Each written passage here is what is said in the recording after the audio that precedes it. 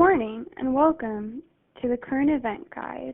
Today we are reporting on Pakistan, which is a state adrift. Pakistan is a state adrift because of the lack of reform seen in education, the military, and the lack of economic growth.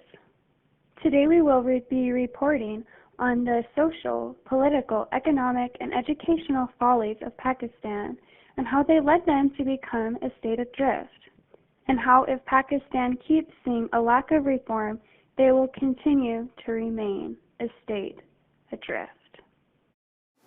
Ever since the United States war in Afghanistan, way back when, terrorist attacks here in Pakistan have increased dramatically. The Sunnis are starting to target more and more Shias, and it's getting scary around here. In fact, it has gotten to the point that most Shias are scared and are actually starting to flee Pakistan to other countries, but others are making a stand and are heavily protesting on this matter. The people don't want Pakistan to fall into an Islamic state, which doesn't seem probable, but it has become a major concern. The government is afraid to step in, and most of the citizens are mad and frustrated with them as usual. The military has helped step in, but the attacks are so unpredictable anymore that it's hard to keep everyone safe from these attacks.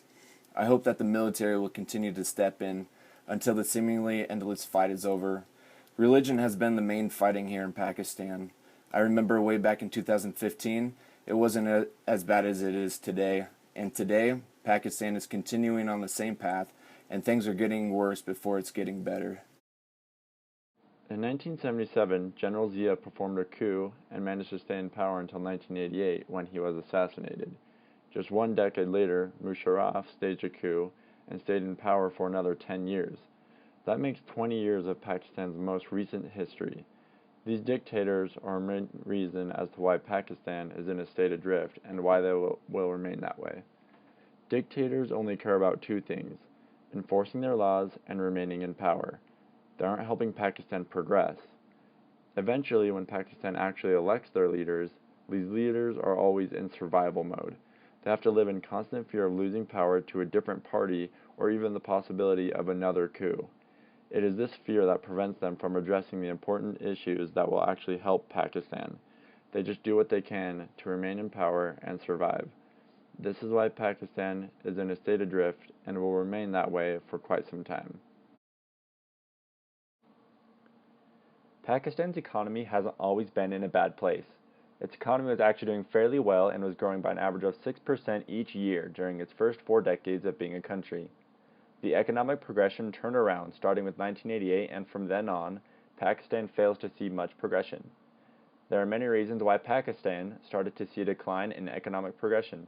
First of all, there were many frequent changes in the government happening. Once a new leader stepped in, he would then undo changes that the previous leader had done, which would make it so that there was not a clear path being taken. Economic plans wouldn't live long enough to see if they would actually work. The second reason is that the political leaders would favor their party loyalty over anything else. They just wanted to make sure they stood in office, so that was their top priority. Another reason was that the leaders avoided making difficult decisions. For example, after the flood of 2010, the president left the country a day after the flood instead of helping his country. Another huge reason why Pakistan's economy is failing is because of the nuclear testing in 1988. This shook the confidence of external investors. By the late 1990s, Pakistan was in crisis mode, mainly because of the external sector. There was a freezing of foreign currency accounts, export growth was negative, and bank assistance was suspended. The history of Pakistan clearly draws a map of how the future of Pakistan is likely to be. Pakistan will remain to be a state adrift, and the economy will be just as unstable as long as Pakistan continues in its pattern of uncertainty.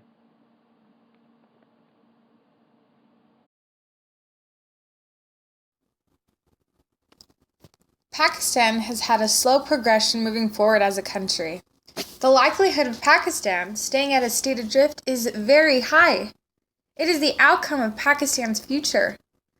Focusing on the issue of education, leaders, even good leaders, haven't even touched on the issue of education for its community. They would rather fund the military than educate the country. With this topic in mind, I believe that if there is still no focus on education, the poorer will be poorer and the richer will get richer. That causes problems with the economy.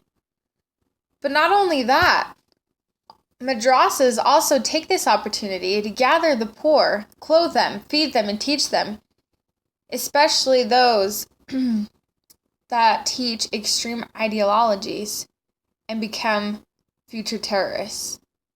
What kind of country could this become? A state adrift would definitely not help.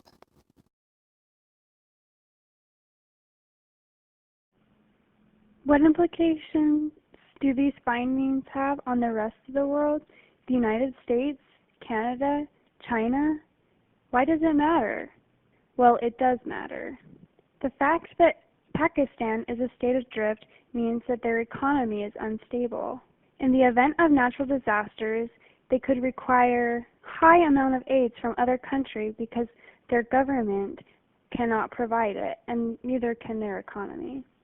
Radical Islam is a danger to us all, and Pakistan, being in a state adrift, cannot address those problems in their state. There are also implications for the rest of the world because of Pakistan's ability to have nuclear weapons. In unstable states, starting nuclear war would destroy all of this.